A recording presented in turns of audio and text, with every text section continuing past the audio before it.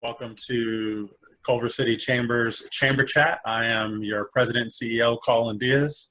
For those of you that are just joining us here today, I'm very excited to be joined by Tavio Hobson, who is the co-founder and CEO with TRUFL.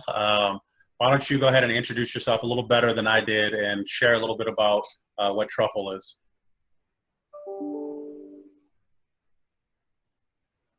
Wonderful. First of all, thank you for having me. We're extremely excited to be on this call, talk a little bit about the restaurant industry and the emergence of a further need for technology in space. But again, I'm Tavio. I'm one of the co-founders of TRUFL. TRUFL is a full-fledged front-of-house hospitality platform that allows restaurants to increase their revenue, allows them to manage all their bookings, and does that all for free. So we are a hospitality platform built by restaurateurs, hospitalitarians who believe we should have better tools for hospitality folks without eating into their bottom line. Great. Well, that sounds like, in the best of times, it sounds like a very valuable resource, but I would imagine now your demand has gone a little bit through the roof.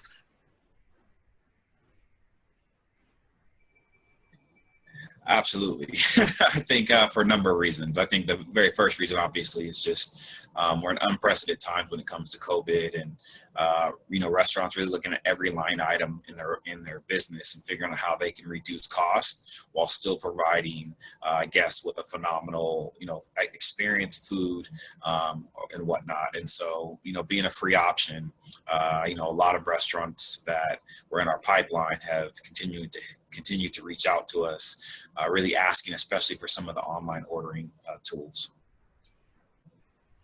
Well, that definitely makes sense. So one of the things that we're seeing, in Culver City is restaurants have either closed completely or they've, unfortunately, they've had to lay off, considerable amount of staff, and the ones that have been nimble or been able to have shifted to go orders and deliveries. I guess two-part question. One, do you see that continuing? And then if so, what are some things that restaurants should be cognizant of when they go through that process?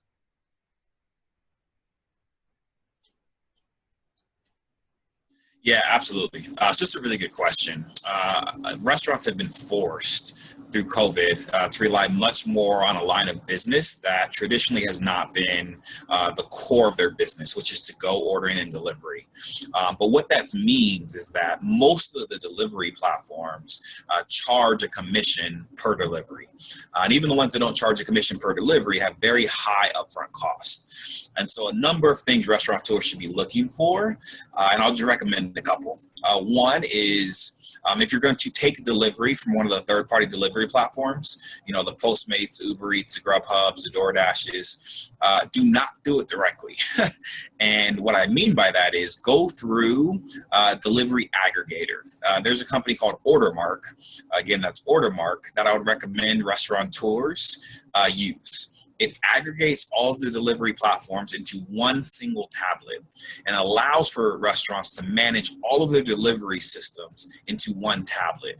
That prevents kind of the tablet hell of having 5 different tablets for each delivery partner. The other thing it does, though, which Ordermark is really good at, is it helps them ensure that they get the best possible rates. So I would highly recommend, if you are going to take delivery or do third-party delivery, to do it through a company like Ordermark. And if any restaurateurs have questions about that or need help getting in contact with them, they can always reach out to us. We have a great relationship with them, and we can make sure they get the best possible rates. Ordermark does charge a monthly subscription fee, but it saved, far over in the rates that they negotiate with the delivery partners and the ease of use. So that's one thing I would say. If you are going to take delivery, then please go with a third-party company like that can aggregate and get you the best rates. Right. The second thing, though, which is really important, especially when it comes to margins, is online ordering, right? So online ordering should not be something that restaurants pay a commission for, right? Someone's coming to your website to order from your food. They are your customer. You should not be paying someone a third-party fee for that, right? And so we always recommend, going with a company that provides free online ordering. There are a number of companies out there that provide an upfront fee, a monthly subscription, a commission free, but it really should be free. We happen to be one of the companies that do provide a free online system, but you should not be paying someone for someone to take orders on your website. It just doesn't make any sense. That's your customer. It just does not make a lot of financial sense, nor do I think it's the right thing to do. So for online ordering, I'd always recommend, going with a free platform.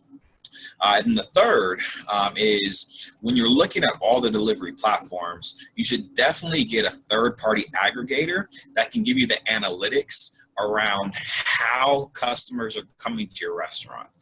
And I'll give you an example. Let's say you have Ordermark aggregating everything, but you get most of your orders from Uber Eats, Postmates, and Grubhub, right? You can use that information to then go back to one of the other delivery partners and get better rates. And for that, sometimes they'll give you free promotion, right? So if you're getting a bunch of your orders from Ordermark, from Postmates and not from Uber Eats, you can call up the other and say, hey, we're getting a bunch of orders over here. Can you give us some free advertising? And oftentimes they will. And they'll do that, which will in turn help boost your restaurant's visibility within their app, which ultimately will drive more business. So making sure that you understand where your orders are coming from when it comes to delivery, and then using that as a negotiation tool to get even lower rates after you signed up for them. So those are the three things I would recommend. Work with a company like Ordermark that will aggregate it. Free online ordering, you shouldn't be paying anybody for that. Again, TRUFL provides that for free. And the third is knowing where your orders are coming from. That's great advice. It's funny. I was just ordering something locally the other day online, and I went to the company's website, to the restaurant's website, and started to punch in the order. And I'm thinking, like, where am I at? Why is this not? I'm on a third party, site. It felt very weird. I tried to follow up with the restaurant to see did it actually go to them? Did it not? It was, for me, and I'm somewhat in the know of the process. It still felt a little off-putting. So I know for the average guest out there that's going to be patronizing a restaurant, that might be enough to kind of change and decide to go eat elsewhere. So that's some great advice there. So you talked about, the to-go orders and what that might look like. Absolutely. We haven't talked about the elephant in the room, so to speak, as far as the actual in-house dining experience and how that'll change. Social distancing, unfortunately, wasn't just a temporary buzzword. That's going to be something we live with moving forward. What does that look like for restaurants, and how do you see that phasing up over time?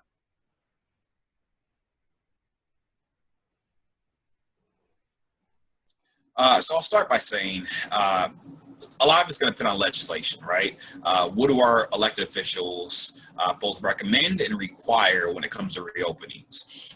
But if we look at what's happened, both in other countries and in current states that have opened, so for instance, Texas opened a couple of weeks ago, so their restaurants are now available for dine-in guests. What they've done is they've reduced the capacity of the restaurant. And so if you're a restaurant that seats 80 guests, in Texas, they were reducing that capacity by 50%, or by in some hotspots by 75%. So what that means is that if you're an 80-person restaurant and you can now only have 40 people in your restaurant, it puts a lot of pressure on what we call per person revenue, right? And so with that phenomenon moving towards the norm until there's at least a vaccine or some normalization, we've talked to a lot of our restaurant partners about starting to implement minimum spend commitments from their guests. Right. And so if hey, we're a restaurant that seats 60 people, but, we know we're going to get 30 people every single day.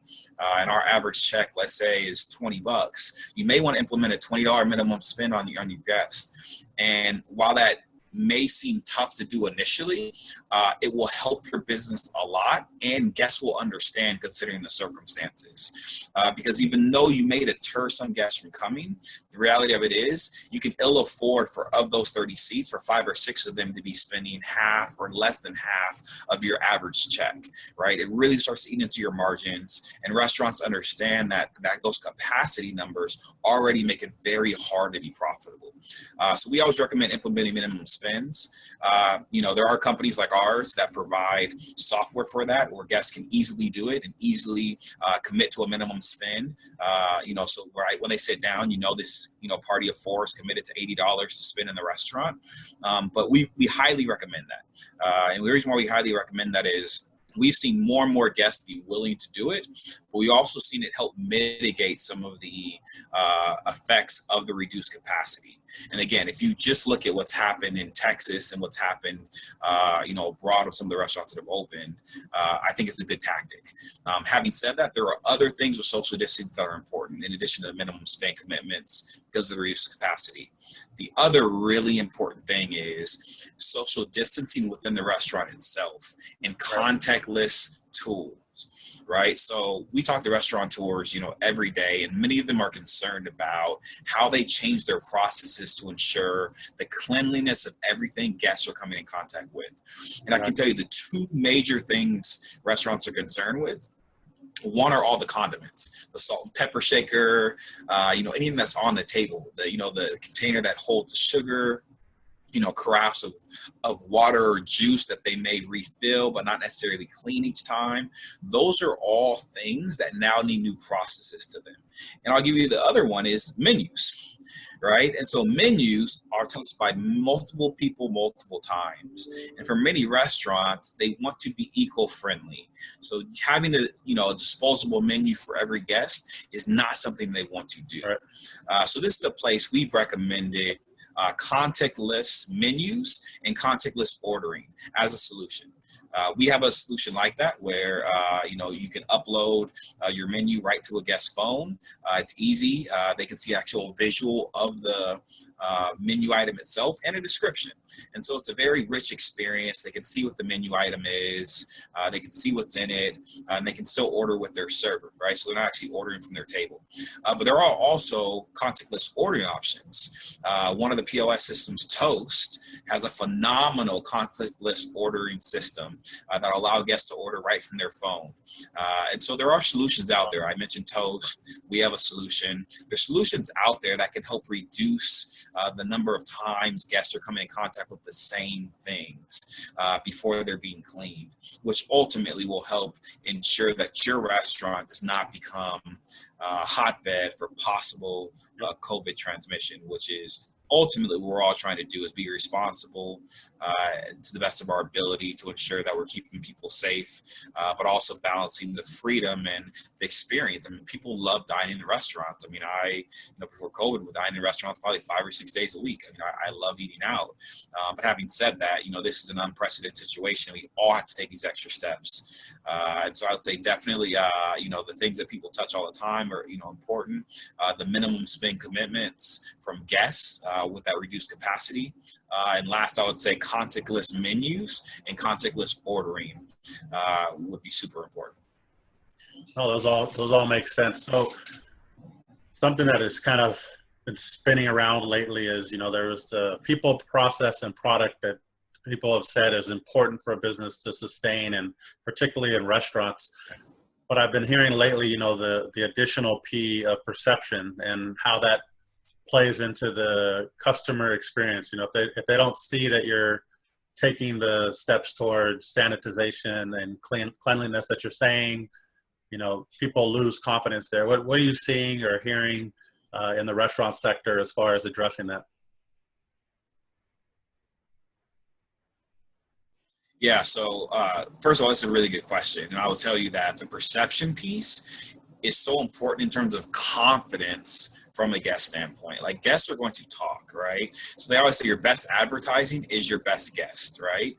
The same is true in this case, right? The perception of whether or not you're being responsible and helping reduce the possibility of transmission of COVID comes with visually, what do they see you doing? Do they see you cleaning the table and cleaning, surfaces constantly, cleaning doorknobs? I was in Costco the other day, and I was kind of blown away at the extent by which they were going to ensure that every single cart, every single surface was constantly cleaned. And I think those type of visuals give people confidence. But then on top of that, I think being very transparent and addressing the things you're doing. I think your website is a great place to message these things. I've seen a number of our partners put a pop-up message on their website as soon as someone goes there that says, this is how we are handling our response to COVID. That is great, because that immediately tells a guest that, one, you've thought about it, and you're conscious about the things you're doing, and two, there are processes in place that can help bring me confidence. And so I think that's been, an amazing, those are kind of two amazing things, is visually just making sure they see what you're doing, but also being very transparent. The signs that exist in restaurants, I think, will be important as well. We already see it currently in grocery stores, but I think we should see the same things in restaurants to help remind people that, we're in an unprecedented time. We all have to take somewhat uncomfortable steps to ensure that we can help really limit the contraction of this disease. No, that makes a lot of sense. And so you kind of transitioned to what I wanted to go to next as it relates to marketing, because I think now more than ever, whether it's cost-effective marketing, strategic marketing, marketing hacks, whatever you would want to call it, what are some tips that you have for restaurants as far as how to market? It sounds like the website's a great place to start, and building through your word of mouth. So what else would you add to that list?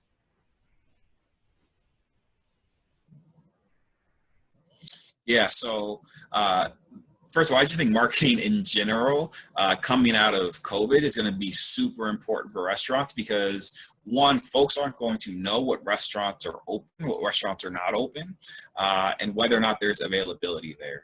And so I would highly recommend utilizing your social channels first, right? Because your social channels are a free means to get the word out about your restaurant being open, and your restaurant being available for folks to come back in and dine.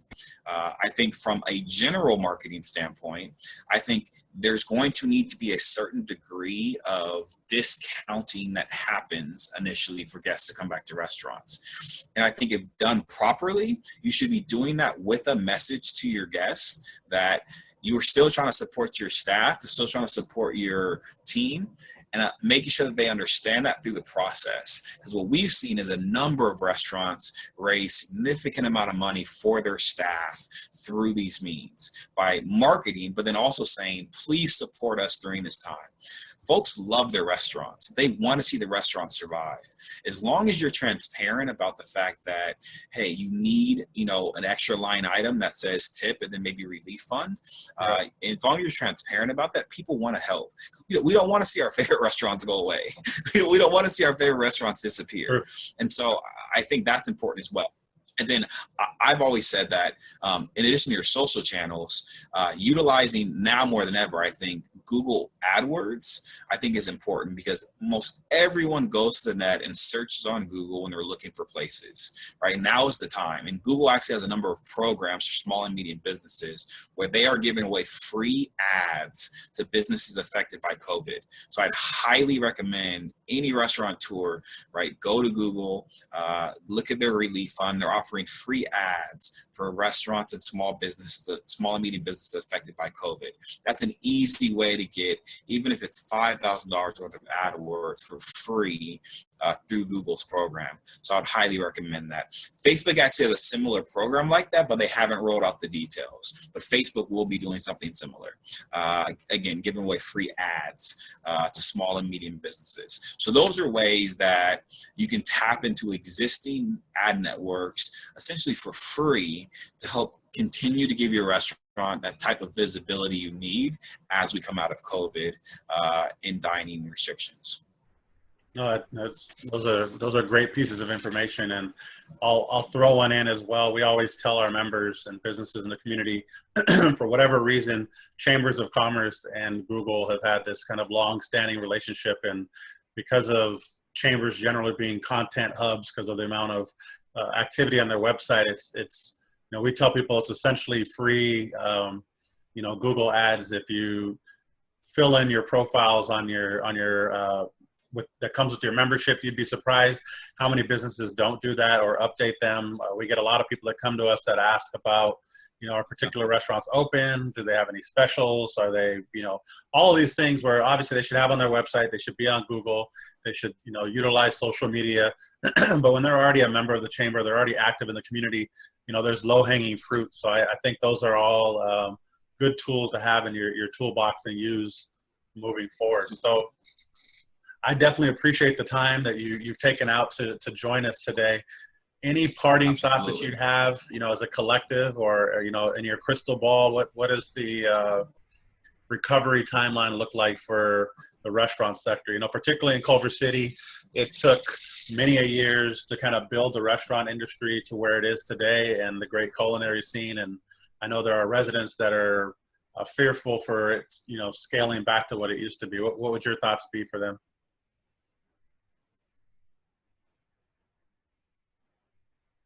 Yeah, I mean, I wish I had a crystal ball. I think we all do. So I can't say I know, when the end is going to be. But I can say this: restaurants, especially, provide jobs. They provide an outlet for many folks. They provide entertainment, and most of all, they are part of the culture of neighborhoods.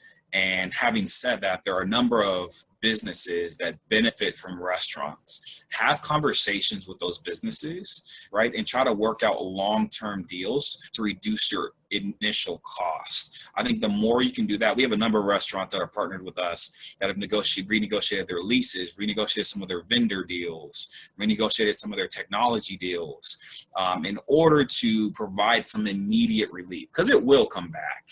And when it comes back, it's going to be better than ever. But in the interim, everyone has to be in this collectively. And so I would highly recommend having those conversations and then looking for tools that can help your business at a cost-effective rate. I mentioned Ordermark. Again, TRUFL is one of those tools, I think. And so, we're willing to help there. And the last thing I would say there is, from a staffing standpoint, doing your best to figure out how you can, reorganize your staffing structure. We happen to provide staffing to our restaurant partners for a period of time to help alleviate some of those labor costs. And so that's another thing we've offered some of our partners, because we understand how hard that is. We want to keep folks employed. We want to keep people working, but oftentimes it's just financially not viable for restaurants. So we've offered that as well. So I'd say have those conversations, be willing to embrace technology and things that can help you improve and contribute to your bottom line and are cost effective, with my recommendations. And again, continue to message to your guests and your loyal patrons the fact that you need their help. The more you express it, I think the more willing guests are to help, because they understand the last thing you want is for your business to close and to have dozens or hundreds of people say, I wish I would have known, I would have contributed. So don't be afraid to message to them and say you need help. More and more we're seeing restaurants get a ton of support from their communities. I agree, and that was such great information. I think I found a lot of parallels even outside of the restaurant industry, in terms of marketing and communicating to your audience, and putting protective measures in place for your employees, and just how to work together. So I definitely appreciate that. But I have a question for you. So thank you again for joining this week's Chamber Chat. You listed a lot of things, and besides being a wealth of knowledge, if somebody wanted to get more information, from you about TRUFL, where do they go? We'll be sure to put it at the end of this, on the back end slides. But go ahead and give a plug for how they can find you online, email, phone number, whatever you'd like to share. Yeah, absolutely. You can always go to our website. It's www.truflapp.com. That's TRUFLAPP.com. You can also contact me directly. Either myself or definitely someone from our team will respond. My email is Tavio, T-A-V as in Victor, I-O, at truflapp.com, TRUFLAPP.com. We'd be more than willing to talk to any restaurateur that is in need of assistance. We've helped, dozens of restaurants so far. Our goal is to help as many restaurants stay in business and thrive through this unprecedented time. And we can't do that unless we do it collectively. So we're here to do our part. And thank you again for having me. No, thank you. And we'll be sure to put that information in, and look forward to your assistance with our restaurants and helping Culver City get back to the place it was just a few months ago. So thank you for joining us, and have a good rest of your day. Thank you.